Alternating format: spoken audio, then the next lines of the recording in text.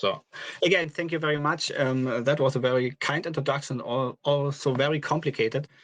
So what I actually do, we try to understand different organ systems or the metabolism of different organ systems, and we have come up with a, I would not say unique, but quite advanced method to do this, and I want to talk about that a little bit. As Irina so already told you, my group is localized at Charité, and wait, does it work? Ah, no. My group is based at Charité, and we, as I already said, we deal with the metabolism of different organs. Especially, we are focusing on 3 organ systems. It's liver, it's heart, and it's neuronal cells. And I will talk today about the liver because I think it gives nice applications. But we can, as I said, we can do that for the other organ systems as well, quite analogously. So what you see on the left-hand side is what you probably know from textbooks or from your studies. It's kind of a metabolic map of the central metabolism of a liver cell. And it's these metabolic maps are a very nice way to actually organize our knowledge, right? We group them in pathways, all the different enzymes and transporters that are part of that cell type. We group them in pathways, and then we know that a specific substrate, for example, glucose, is taken up by a glucose transporter, then it's inside the cell, and then it's converted by glucokinase or hexokinase to glucose 6-phosphate, and so on. So for every enzyme and for every transporter, we know exactly what the substrates are, and we know what the end products are. And this is basically what is used in flux balance analysis methods or gene set enrichment or so on, where you basically look at the different enzymes and transporters that belong to a specific pathway and try to infer from the changes and abundances whether this pathway is up or down regulated and what that might mean for the cell. What is always neglected when you do this approach is all the regulatory properties of the enzymes and transporters that are part of that pathway. But the point is, we know so much about that. It has been studied since the 60s. People purified the enzymes and transporters from every cell type. They measured all the affinities to what substrates, incubated it with very different metabolites to see what are the allosteric regulators, so which other metabolites in the cell which are not directly taking part in the reaction influence this reaction nevertheless. And this is a knowledge that we try to incorporate into these maps, so to speak. So on the right-hand side, you see a list of all the different pathways that are part of that specific map for the liver. So it's a lot of carbohydrate metabolism. This is all this pinkish stuff. And then the blue one is everything that is associated with fatty acid metabolism. Then you have here citric acid cycle and respiratory chains, or core energy metabolism, and then amino acid metabolism and detoxification reactions, so the main metabolic core of a hepatocyte. So, and if we now take one metabolite from that pathway, from that map, I took pyruvate, then the question we have, or we ask ourselves, is which are the reactions that contribute to the generation or the degradation of pyruvate? And here, this is depicted here, and all the arrows that point to that pyruvate are either reactions producing or consuming it. And you write them down. This is what you usually call the stoichiometric matrix. So for all the different enzymes, pyruvate kinase, for example, lactate dehydrogenase, different transporters, malic enzyme, and so on. So you know all the enzymes that contribute to pyruvate concentrations. And this is where we kind of make a step ahead of the usual flux balance analysis. Now we try to really come up with mathematical equations that describe each of these enzymes and how they actually function. So for pyruvate kinase, for example, it's converting phosphoenol pyruvate and ADP to pyruvate and ATP. It's a reaction that, well, this enzyme can come in 2 different states. It can be phosphorylated or dephosphorylated. This is kind of how the cell communicates with the surroundings. So it's insulin and glucagon dependent, so hormonal regulation. But to make a long story short, for the phosphorylated and the dephosphorylated form, we pretty much know how the kinetic looks like. It's a seemingly simple Michaelis-Menten kinetics from its substrates. But then when you look at the affinities, so for the different substrates, things become really complicated because these affinities do not only depend on the amount of the substrate present in the cell, but also on a lot of different metabolites in the cell, like ATP, in this case, alanine, fructose 1,6-bisphosphate. So different parts of the cell communicate with of the metabolism of the cell communicate with each other through the regulation of these specific enzymes. And the nice thing is, as I said, people purified all these enzymes and kind of measured these very different constants. So we don't have to guess them, but we have to collect them from the literature, which is a task in its own. But once you've done that, and you have done that for every enzyme in this whole network, then you only have one single parameter for each enzyme that is left, that you cannot fix in that way, and this is the Vmax value. And the Vmax value gives you, it correlates very well with the total amount of enzyme, so it tells you how much of an enzyme is present in a specific cell or in a specific tissue sample you're interested in. And the nice thing is that we don't have to guess that, but we can directly measure it. This is what proteomics is so good at. It's really good at determining the protein amounts of a specific enzyme in a tissue sample.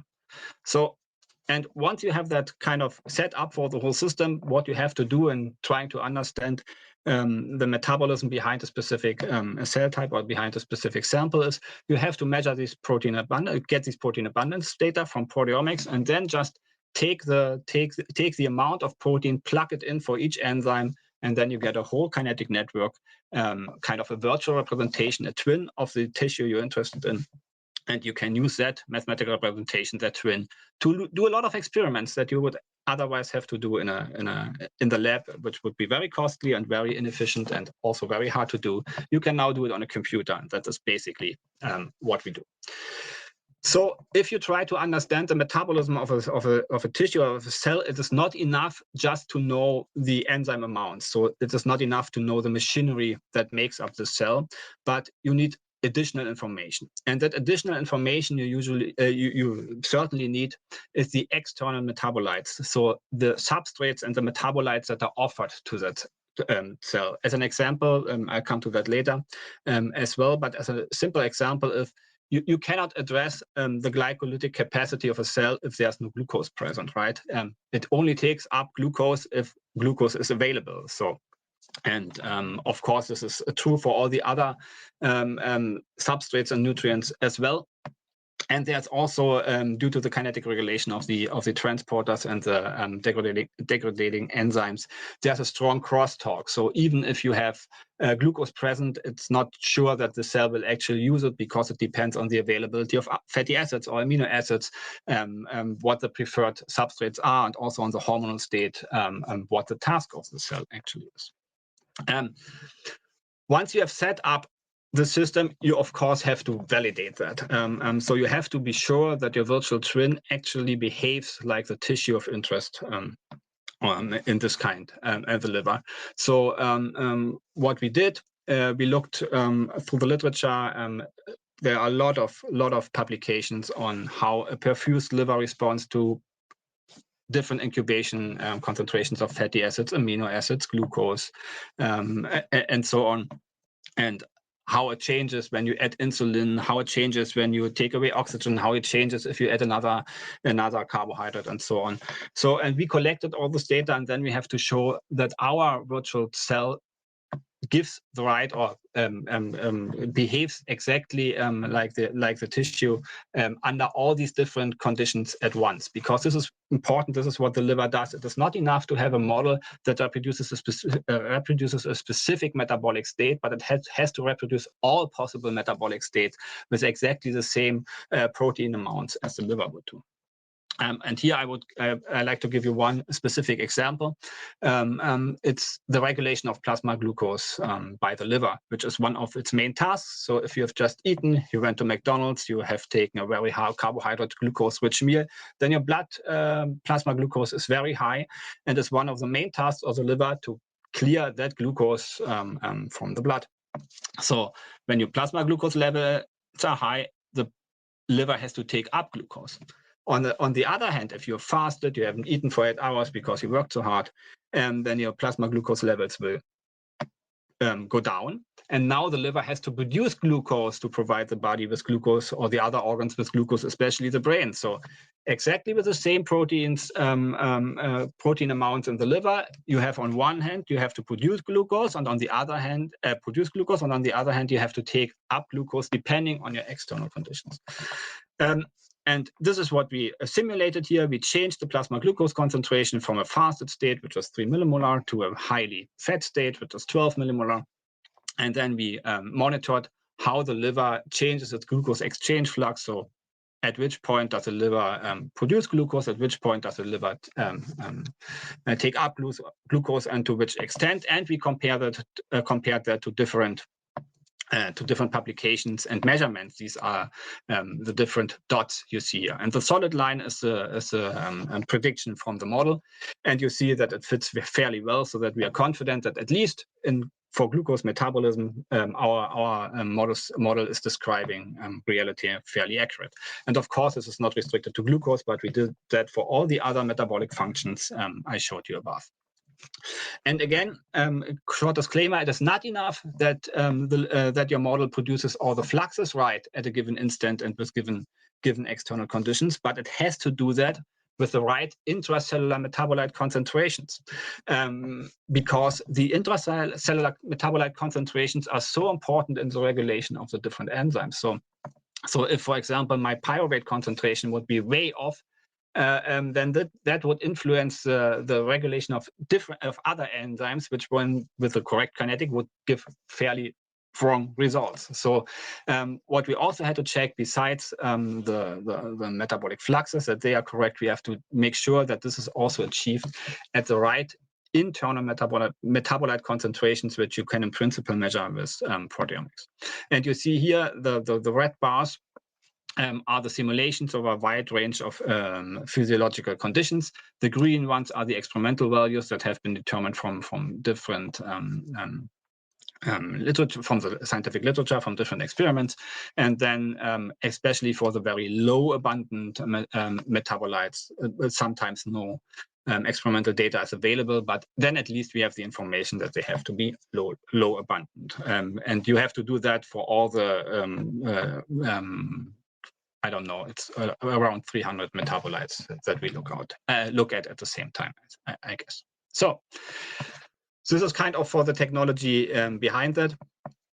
But once you have such a neat system, you can really work with it. You can take experimental data, you can take clinical data. So patient data, I give some examples for that, proteomic data, plasma profiles, and then you can kind of calculate all the different metabolic functions you're interested in. So for the liver, this is energy metabolism, carbohydrate metabolism, lipid metabolism, amino acid metabolism. But you can also use the system to kind of make virtual experiments with that. So I come to a few examples where we use it to evaluate the effectiveness of specific drugs in specific contexts. So the example I want to talk about for the next bit of the talk is hepatocellular carcinoma, HCC, so liver cancer.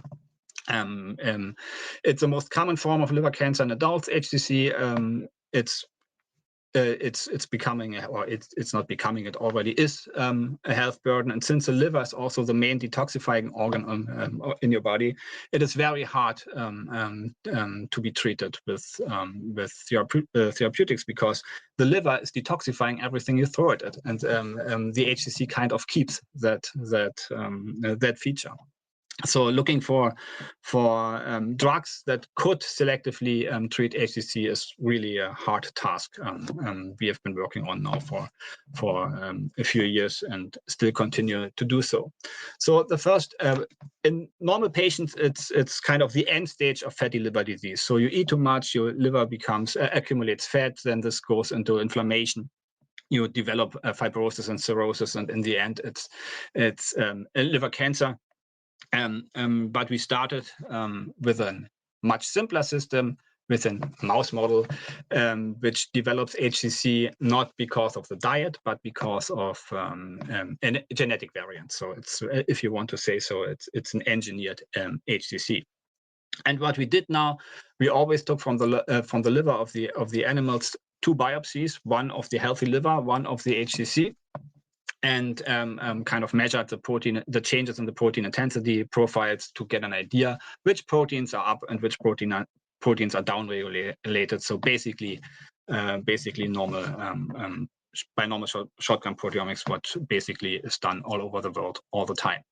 And of course, we can do all the high throughput data analysis that you're probably very familiar with. Principal component analysis to see if we can differentiate the 2 groups from each other, to look at fold changes of specific enzymes, to make cluster analysis, group by similarity, volcano plots to see which are the most regulated proteins, and then metabolic gene ontology analysis, what I talked about in the beginning, where you group proteins according to the pathways they belong to and try to infer from these changes whether those pathways are up or down regulated. But the question we're actually interested in, what are the functional consequences of these changes in protein abundances, and can we use these functional consequences for targeted intervention? So can we use that information to somehow treat the cancer? This is what we really want to do. And here we basically use our model. So for each individual, if we're talking about patients, or for each animal, when we talk about animal models, we take these changes in the protein profiles. We either assume a plasma nutrient and hormone profile, or we take it from the patient, respectively from the animal, from measured plasma samples, put that into the model, and then we get a metabolic profile of these livers. And I want to show, to give you an example here. So what we did first, we were interested in how HCC is in general, not in a specific animal or in a specific patient, but in general different from the healthy liver.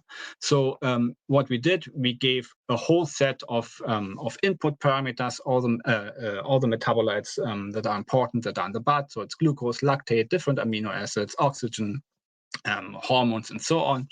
And we computed the difference in the flux changes for carbohydrates, for amino acids, but also internal states like glycogen amount, TAC storage, or ADP concentrations, redox potentials, and so on. So to get a comprehensive overview about the metabolic state of HCC. And what we can see is that almost every single metabolic function we can look at is severely different in HCC compared to the liver, which is nice because it gives you a lot of potential points where you could really try to tackle that cancer type. So you might say we can calculate a lot, but can you kind of also prove it? And in the animal model, at least, we took a selected set of metabolic functions, which we really measured in the animal and also in the tissue, ex vivo tissue. I just show a few. So one of the important, or I focus on 2 here. One of the important findings was that the HCC exclusively takes up glucose, so it completely abolishes the function of glucose production for the body, and it does that with a severely reduced oxygen consumption, if you want to call it. It's a kind of the classical Warburg effect. And this is actually what we measured in the tissue. Then we measured the acidification rate in a seahorse experiment, which is a measure for the glucose consumption rate, which is severely up in the HCC. And we also measured the oxygen consumption rate, which is severely decreased in the HCC. And this strong reliance on glucose in the HCC in this animal model prompted us to make a first kind of try to treat that cancer by giving these animals a severely carbohydrate-restricted diet. So we took away the glucose from these animals, or from the diet of these animals, and then monitored over time how the tumor burden changes. And we could clearly show that a low-carb diet leads to a severe reduction of HCC, kind of confirming not only confirming the need of glucose for this specific specific tumor type, but also showing that you can kind of utilize that at least to restrict or to reduce tumor growth. Of course, dietary intervention is not how do I say that? It's not the end of a story that won't help basically to treat HCC in humans. So we were looking for possible pharmacological treatment options here.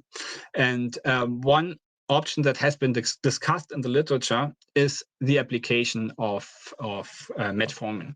Metformin, you probably know it as an anti-diabetic drug. And the nice thing why we chose that here is because metformin is very well known. It is very well known which enzymatic targets are actually addressed by metformin. So this is on one hand, the glycerol 3-phosphate dehydrogenase, which is important for the redox state of the cell and is a main impact point for its anti-diabetic effects, because it changes the redox state, and this in turn changes the glucose production rate of the cells. But it also, at much higher concentration, is a known inhibitor of complex 1 of the respiratory chain. And now you might wonder if that is a good thing, because if HCC is using so much less oxygen compared to the healthy liver cell, then one might expect that it's not relying as much on oxidative phosphorylation, so that might not be a very good target. But our reasoning was the other way around, because the capacity for oxidative phosphorylation is so reduced in this HCC model. We thought that taking away this respiratory activity, this reduced respiratory activity, should much more severely impact on the HCC than it would on the liver cell, because the goal, of course, is not to kill HCC, which is always quite easy, to be honest, but to selectively kill HCC, but leave the surrounding healthy liver tissue intact. So, and what we did, we now simulated the effect of increasing dosages of metformin. And of course, we need a viability parameter. So, and a very good viability parameter for most cell types is the mitochondrial membrane potential, because this is the, if you want to say so, this is the battery of the cell. And if it's charged, so if it has a high depolarization, then the cell is able to produce ATP, which it needs for all the different processes, biosynthesis and so on. And if it's depolarized, then this is taken away. And this is, in healthy cells, this is a very strong inductor of apoptosis. In tumor cells, at least it leads to necrosis, which also is another way of killing cells. So, and what we see here is, when you look at the solid black line, you see, this is for the healthy liver cell, you see how with increasing metformin concentration, the mitochondrial membrane potential depolarizes. And you have to know that once it depolarizes below around minus 80 millivolts, then the cells cannot produce ATP anymore, and they will die. So high metformin concentration kill healthy liver cells. But if you look at the same curve for the HCC, you see that this same effect is taking place there, but this threshold of minus 80 millivolt is reached much earlier in the HCC than it is used in the control liver. So, and this gives you kind of we call it a therapeutic window. The concentration of metformin that, when applied to this to the tissue, will selectively harm the HCC while leaving the healthy liver tissue intact. And first thing we did, we tried that in isolated cells, which we treated with very, very high metformin concentrations. And we showed that it kills these cells, which is kind of expected. But then we did the same thing in vivo, where we treated animals with metformin through the diet. And we could also show that within the therapeutic window, the tumor burden was severely decreased by metformin. So this was a nice kind of validation of what we did in silico, and proved it in vitro and in vivo. So, but this is an animal model, and you have to know that animal models are always kind of easy, because in different animals from the same strain and with the same disease model, everything kind of looks the same. things become much harder when you really look at human patients. And this is what we did here. We took a very small cohort, I have to admit, 10 patients, did exactly the same procedure.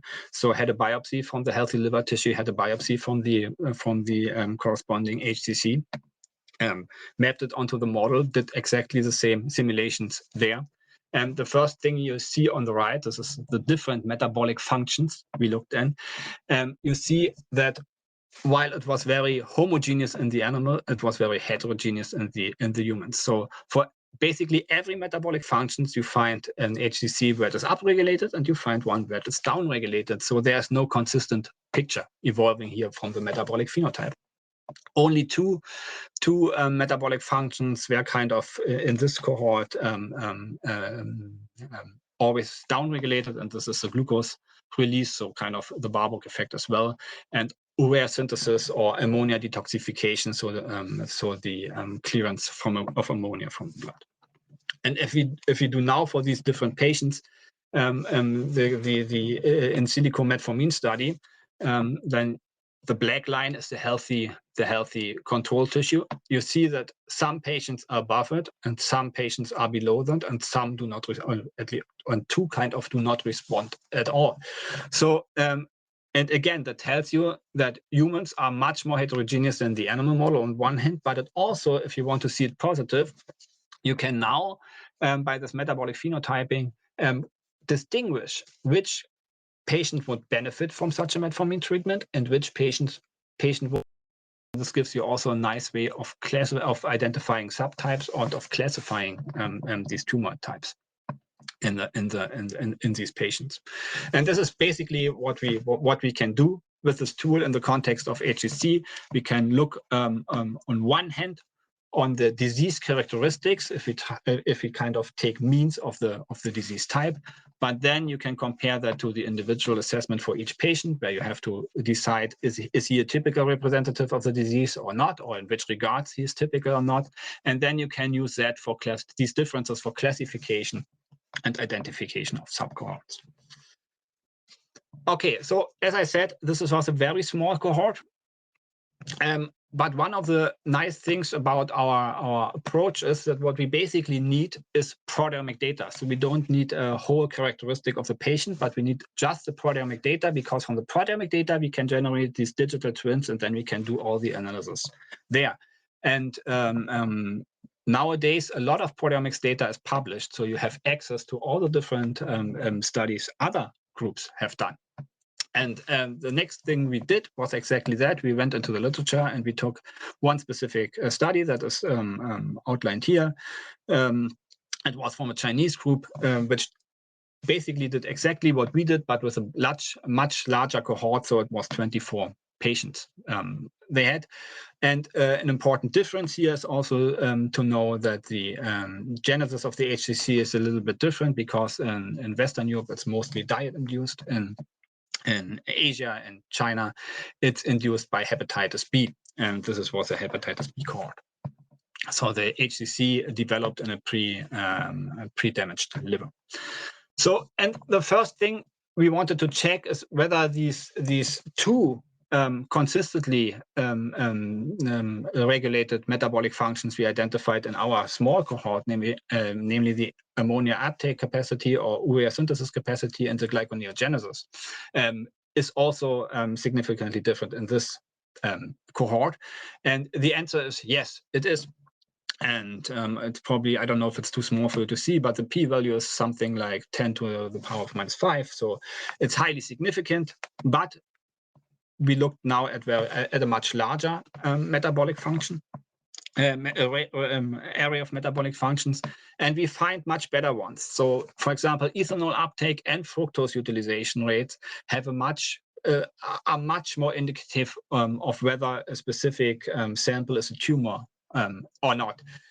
Here, the original idea of what we are working on is, can we identify metabolic fluxes that could be used by tracers to identify tumors in the liver, if they are still too small to identify them by other imaging techniques.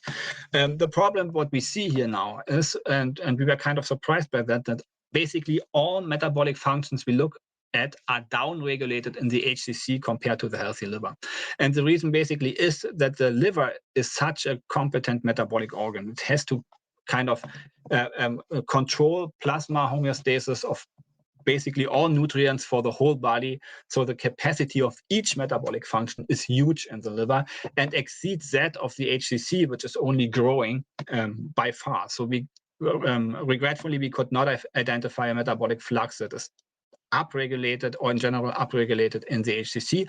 But of course, we can identify metabolic fluxes that are strongly upregulated under specific conditions. As I said, if you talk about glucose metabolism, then the HCC will utilize glucose even under very fasted conditions, where the rest of the liver would just produce glucose. So you now have to go a step further. And in addition to the changes in the proteomic data, you have to take into account the change, or you have to look for specific environmental conditions that kind of help you for the task you're looking for. Yeah, and we can do the same thing we did in the other, for the 10 patients. We can identify subcohorts that are metabolically similar among each other of the HCC, but are different from other HCC subtypes, so to speak. Another task, another thing we are working on is which metabolic fluxes do we have to measure in a patient to actually identify the tumor, or to discriminate the tumor from the healthy tissue. And if you take kind of 6 different metabolic markers, we get an accuracy of 80%, which is quite nice, but we have to be honest, measuring 6 metabolic markers in a patient is absolutely unfeasible, I think. So we were looking for the best 2 markers we can kind of find, which give us the best discriminant analysis, and this is about 70%. And it's the TAC synthesis rate, and it's lipoprotein export. So it's basically lipid functions, which is kind of also not expected because we saw the major differences in carbohydrate metabolism. And another thing we do is, do we find metabolic proteomic markers that are indicative of a specific metabolic function? So we're looking for proteins that kind of determine the changes in flux between the 2 different conditions, healthy condition and HCC, because the idea is if you could selectively influence the abundance of one of these enzymes, maybe you might change the metabolic state or metabolic capacity of these cells, and that might be helpful either for treatment or for pushing the tumor, so to speak, in a specific metabolic direction that then can be exploited otherwise. And the take-home message here is that for almost every metabolic function, at least in this 124 patient cohort, we find excellent metabolic markers that are not only correlating to a specific metabolic functions, but are really indicative and causal related to that metabolic function ahead. And here I show again the example of urea synthesis. Because urea synthesis is downregulated, that means that most of the proteins in the urea cycle, of course, are downregulated in the HCC, and this is also what you see here. But and here we are back to the understanding the regulation of the metabolic system. You have a lot of feedback loops that kind of constrict a specific metabolic function by itself. So the most common example would probably be glucokinase or hexokinase, which is inhibited by its own product. So glucose 6-phosphate, the activation of glucose inhibits this reaction. It's a very kind of short feedback loop. For urea synthesis, there are other feedback loops, but this leads to the nice effect that you also find, instead of just finding downregulated proteins that are associated with this downregulated metabolic function, you find also upregulated proteins which kind of inhibit the whole thing, which are associated with a downregulation of the metabolic function. And this is important because if you want to try to take a tumor or to identify a tumor by imaging methods, for example, with an antibody, then you're looking for proteins that are upregulated in the tumor because you want to have something that gives a bright spot. You don't want to find a dark spot in a bright ocean of the liver, but you want to find something that gives you a bright spot. And these are the candidates that might be suitable for antibody staining, and to identify, again, with the goal to identify tumors before they are too large. Before they are large enough to be identified in other imaging procedures. So, and here I want to talk about, again, another tumor model. As I said, the first tumor model, animal model I talked about was artificial in the sense that it was a genetic manipulation.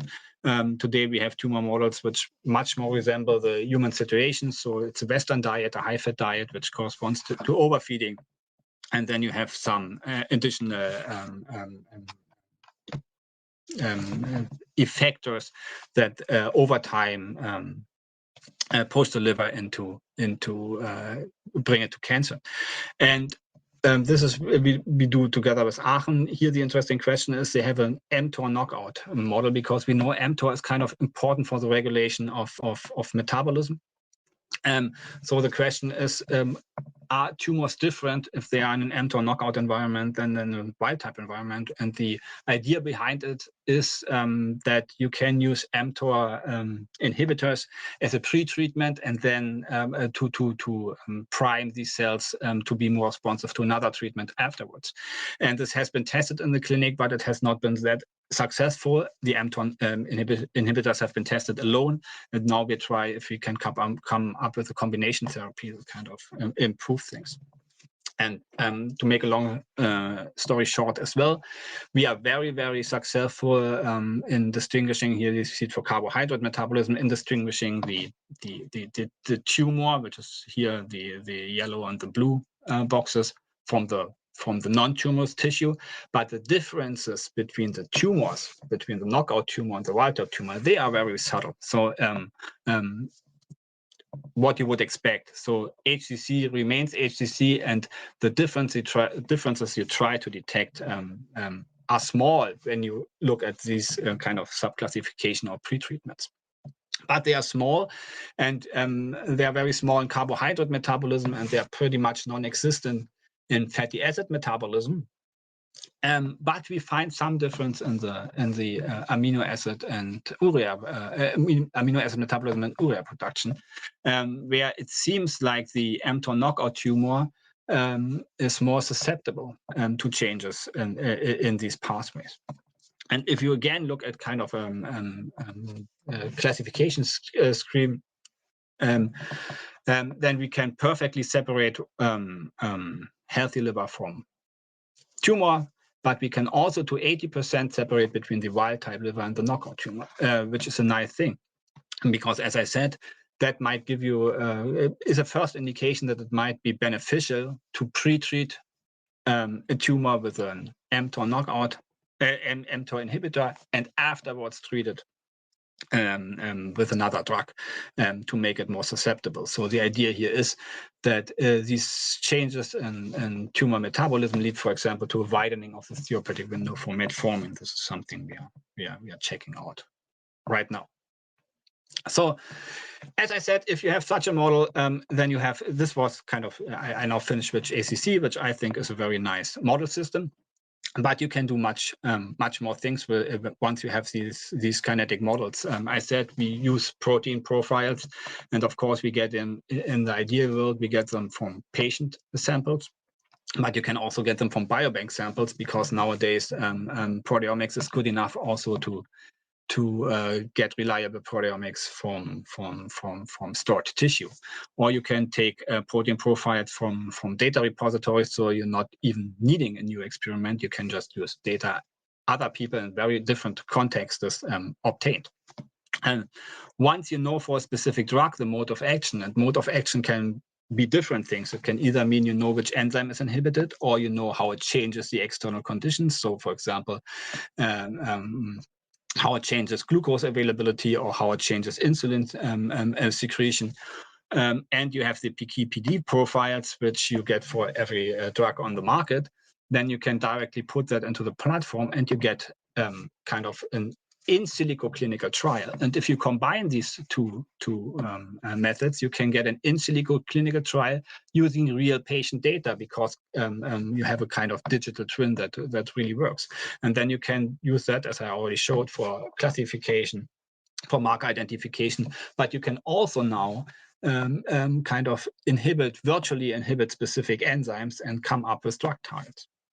And we did that in a study together with Novartis, which asked us to evaluate specific therapies they were looking at. So it's leukogliflozin and sitagliptin. It's an SGLT1/2 inhibitor, leukogliflozin, which basically reduces the glucose resorption on one hand and increases the glucose release from the kidney. So it basically lowers blood glucose levels, and it also has some direct and indirect effects on circulating insulin and glucagon. And the same is true for sitagliptin. And the question here was, if we treat these patients, or if we treat patients with a combination of these two, or with either only with leukogliflozin or then with a combination of leukogliflozin and sitagliptin, how would these patients react, and would that lead to a reduction in hepatic fat content? So you would kind of have an early NASH treatment, and we could answer that question quite well. So you see here that for each patient, if you give it leukogliflozin, then the TAC content is really reduced. But if you add, in addition, also sitagliptin, then you don't get much of an additional effect anymore. So a combination therapy would not help very much. But of course, this might be very patient-specific. There might be some patients that respond very well to that treatment, and there might be other patients that do not. So you want to be able to differentiate responders from non-responders. And this is what is depicted here. For each patient, you see the relative TAC reduction compared to its total TAC content. And we did also for another drug, Semaglutide. I skipped that part. So the important message here is a specific combination, or that we can evaluate if a specific combination of drugs is better than the evaluation, the effect of one drug alone.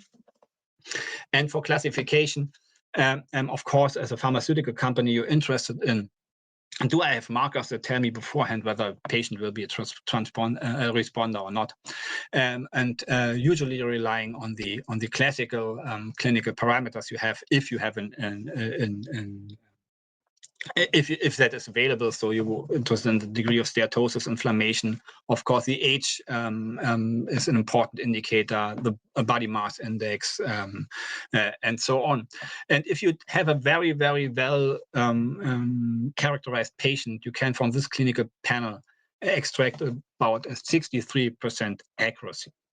But if you now adjust one single parameter of our modeling, for example, the untreated TAC content, then you increase this accuracy from 63 to almost 80%. So adding kind of very specific additional information really helps you in this case, in distinguishing patients into responders and non-responders. Okay, so I think this was about 45 minutes. I can talk more if you're interested. Otherwise, I will be very happy to take your questions. And of course, I like to thank all my collaboration partners that we work with for the different organs, for the liver, neuronal part, heart.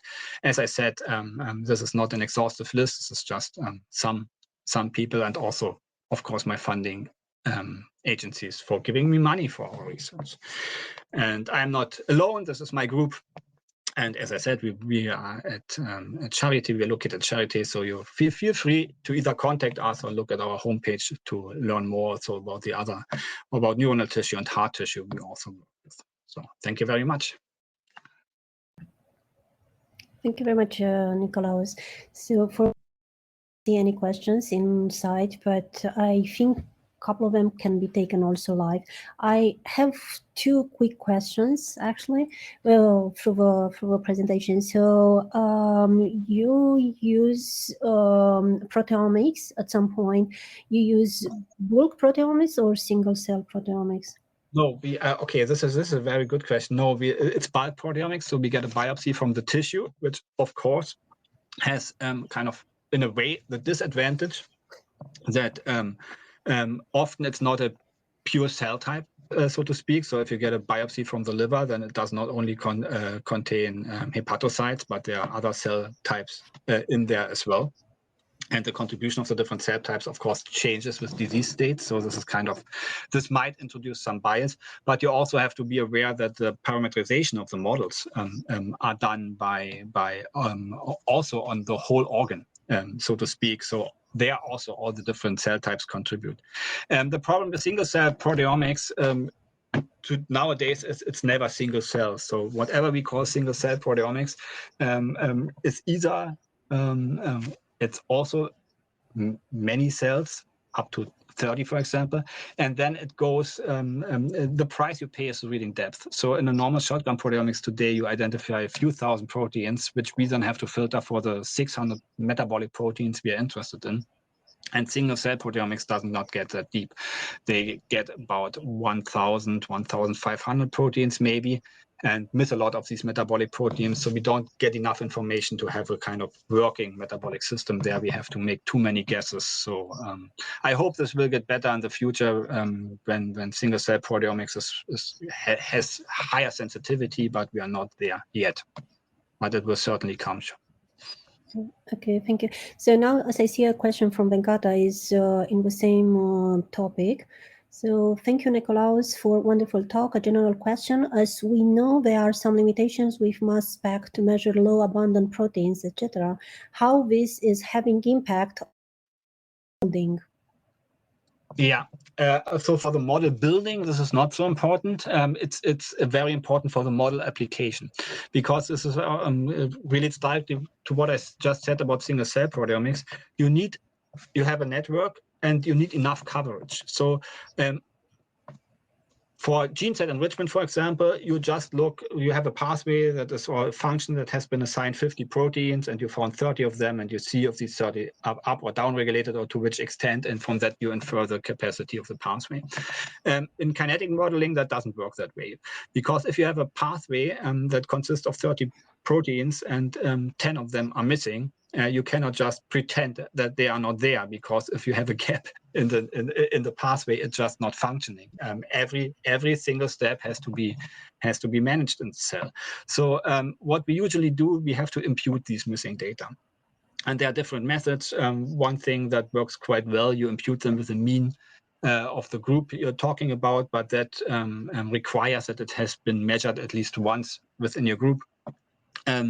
If that's not the case, then we just assume that it's not unchanged compared to the control. So we do not, we assume that the protein abundance is equal to the control, which of course is wrong. We know that. And this is the whole point, if we have to make too many of these kind of wrong assumptions, if the gaps in the system due to the low coverage from the proteomics become too large, then we will not work with this data. So the first thing we usually do is kind of a data QC step, where we see whether the coverage of the network is big enough to actually work on it. And this is also, I want to mention, one of the main challenges when linking these metabolic networks to signaling networks, because signaling networks, all the proteins that are involved there, are so much more, are very, very low abundant. So you have to either have specific protocols to find them, or just be lucky. But covering of signaling molecules is one of the hard tasks in proteomics, and which up to today kind of prohibit extending this, what we are doing to signaling networks. Okay, thank you. We have another question also on proteomics from Ralph. So thanks for the talk. Question: when using proteomics as input, in particular retrospectively, cannot also differences in external concentration, for example in blood, make a difference? So different outcomes even if the protein levels are similar? Yes, if you talk about the kind of, I'm not sure if I understand the question right. So as I said, the metabolic state, the metabolic function of the cell does depend on one hand on the protein abundances within this tissue sample. This you get from proteomics. On the other hand, on the metabolic surroundings, so on plasma nutrients, plasma hormones, and so on. And of course, the metabolic state of a specific tissue is very different depending on the plasma concentrations. And we have either we have to measure it, or what we do is we kind of assume it. We assume a whole range of possible plasma nutrient compositions and kind of see how the given changes in protein abundance lead to then different metabolic states. For the pure proteomics part, it's not so important because this is one of the very nice things of proteomics compared to metabolomics. Proteomics is very, very stable. So the half-life of metabolic enzymes is in hours. So the very fast ones are 6 hours, the longer living ones are 36 hours. So 1 to 5, 10 minutes of changed external conditions do not change the protein abundances, which is very important when we talk about patient-derived tissue, because of course you have a surgeon who takes out the tissue and then it lies there for a few minutes before someone picks it up. And while metabolomics is completely destroyed kind of by the sample handling, proteomics is very stable, and this is the only reason why this actually works. Okay, so thank you very much. Also, we have another question from Dietling. Dear Nikolaus, thank you for sharing your research results with us. Fascinating. I have a question and patient cohort where I believe effects of metformin were tested.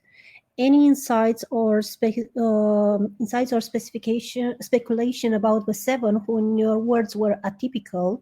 I took this to be regarding the model parameters. Might this be a better or input concentration curves, or is there a chance that there could be still missing components in the model? I mean, there's not a chance for sure. There are a lot of missing components in the model. So I would never claim that we are comprehensive on that level. So right away, the problem, I think, and this is also something we're working on when we talk about biopsies, especially of HCC, of larger tumors, then it is kind of a misleading conception to assume that even the HCC within a single patient will be kind of homogeneous. We know that this is not the case. So the tumor region, for example, has a profound impact on the metabolic signature we are measuring. So a simple example, solid tumors tend to be necrotic at the core. And the reason is quite simple, because they do not get nutrients via the circulating system, but it has to diffuse from the outside of the tumor to the inside. While the outer rim of the tumor sees a lot of oxygen, for example, and has a very high oxidative capacity, the core will never experience any oxygen because it is used up by the periphery of the tumor. So the core itself either, as I said, dies and is necrotic, or it manages to adapt to that severely hypoxic situation by severely increasing glycolytic capacity and decreasing oxidative phosphorylation capacity. And if you then take a biopsy and you take it from the tumor core, you will get a very, very glycolytic tumor. But if you're at the periphery of that same tumor, you will get a tumor that is not glycolytic at all, but relying extensively on oxidative phosphorylation, because if the periphery would be glycolytic as well, then it would not spare the glucose, and no glucose would reach the core, and the tumor would either not grow as big, or, as I said, would be necrotic. So my strong assumption is that the where you take your biopsy from has a severe impact also on the metabolic phenotype you use for characterization. Especially in large tumors, as I said, because there we know that this heterogeneous zonation within a single tumor exists. And of course, all the other things you might imagine are true as well. So we are kind of limited to kind of the core metabolic function of a liver cell, which might be very different from the core metabolic function of an HCC, because biosynthesis, reproduction, growth, this is not what a typical liver cell does. So of course there's also gaps in the model when applying it to a still similar but also in other regards different cell types such as HCC. So thank you very much. Also, there are no more questions in the chat, but I still have one. So basically, you provided also the URL for the group for your team, and I spotted a couple of publications regarding the. So you have one slide about QSM platform, and I'm just asking if someone wants to use it, how would be the best approach? Let's say. The best approach will probably be to contact us, and then we talk how to best do that. Okay, super. So I don't know if there are any other questions or kind of like. And on the other hand, of course, I want to mention, right? If you go through my publications, then all these models, of course, they are published, so you can, in principle, you can implement them directly from the publications. And just to make a short summary, is applied in liver, in heart, and systems, right? And neural tissue, heart tissue, cardiac tissue, and livers is what we have right now, and we are working on muscle cells and adipose tissue as well. Mm-hmm. And it's for both human and animal models. This depends. So for the aforementioned tissue types, at least from the metabolic part, they are very similar. So we cannot do it for all animals. We do it for mouse, rat, and humans. For the other tissue types, we have to see. So if they are very different, then of course you have to come up with a different enzyme kinetics, different validation experiments, different metabolite concentrations, and so on.